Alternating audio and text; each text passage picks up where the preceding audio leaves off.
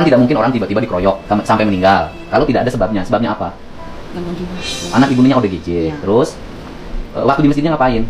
Iya, waktu pujian, Pak. Nah, terus Dia keluar. mau pujian pakai mie. Ya, salamatan. Anak ibu di masjid. Ya. Dia mengalami gangguan kejiwaan. Ya. Terus kemudian dia keluar dari masjid. Ya. Di masjidnya pujian. Mungkin pujiannya bikin jengkel warga.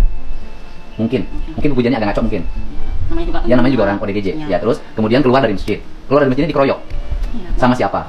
Sama Mbak situ. Ya. Warga. Udah dari sana. Ibu kenal sama warganya yang mengeroyoknya? Kan tetangga. Kejadiannya ilah. Ilah oke. Ibu lah terus sahur polisi kumaha keterangan Ya, anak. ada sakit, Pak. Bu, perjanjiannya, Pak. Terus dikorupkan ke abdi mari kabumi. Entah aya, Pak. Oke. Entah aya. Sampai sekarang.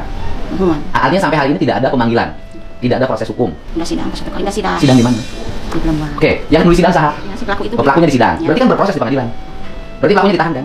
Itu, Pak. Nah, terus Ditahan sampai kali ini ditahan. Terus akhirnya ibu datang ke saya sampai nginep 2 hari kan. Ibu apa masalahnya? Ya, secara adil. Maksudnya secara adil bagaimana? Ya, sama nama Pak. Udah dia cina ditahan, tapi ente Pak anu pembunuh nate. Oh gitu. Di luar kene, Pak. Halo Pak Kapolres. Ini Pak, ke saya tuh ada yang datang kan, saya harus konfirmasi ke Bapak. Takut informasinya tidak tepat. Namanya Ibu siapa? Ya. Ibu Elis. Katanya punya anak ODGJ yang mengalami pembunuhan di Cikurang. Betul nggak ada peristiwa itu Pak?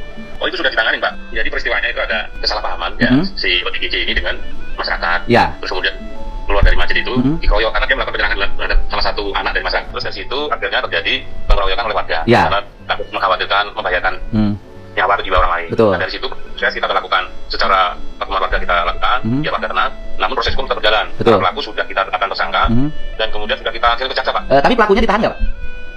Pada saat kami pertimbangan situasi Kamtipmas, karena itu kan memang saat itu warga panas. Oh, Pak. panas ya. Sehingga kebijakan kita tidak kita lakukan penahanan. Oke. Namun proses hukum berjalan. Oh iya. Kemudian setelah dalam prosesnya sudah ada petunjuk dari jaksa, pemeriksaan jaksa dan nyata lengkap.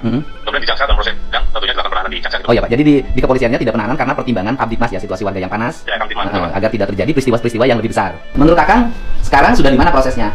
Ketika kemarin kita bikin laporan, terus kita kuasakan ke pengacara SPX. Sidang pertama tuntutan 12 tahun, sidang kedua tuntutan jadi 7 tahun. Setelah itu tunda sidang 1 bulan, di sidang lagi ketiga tuntutan jadi berkurang 3 tahun. Nah, sidang keempat tuntut vonis itu kemarin tanggal 22 terakhir sidang tanggal 22 Juli tahun 2025 kemarin sidang terakhir itu tuntut Sudah divonis? Vonisnya itu 10 bulan. 10 bulan penjara. Ya, 10 bulan, katanya 10 bulan itu dipotong remisi 4 bulan. Jadi jatuhnya 6 bulan. 6 bulan pun tidak menjalani sama sekali. Orangnya tidak ditahan. Tidak ada penahanan. Ya udah Bu, nanti saya tanya ya gitu loh, karena dikira oleh saya belum berproses. Artinya bahwa misalnya peristiwanya terjadi dan kalau ini kan sudah berproses, sudah diputus. Kalau sudah diputus ya sudah selesai.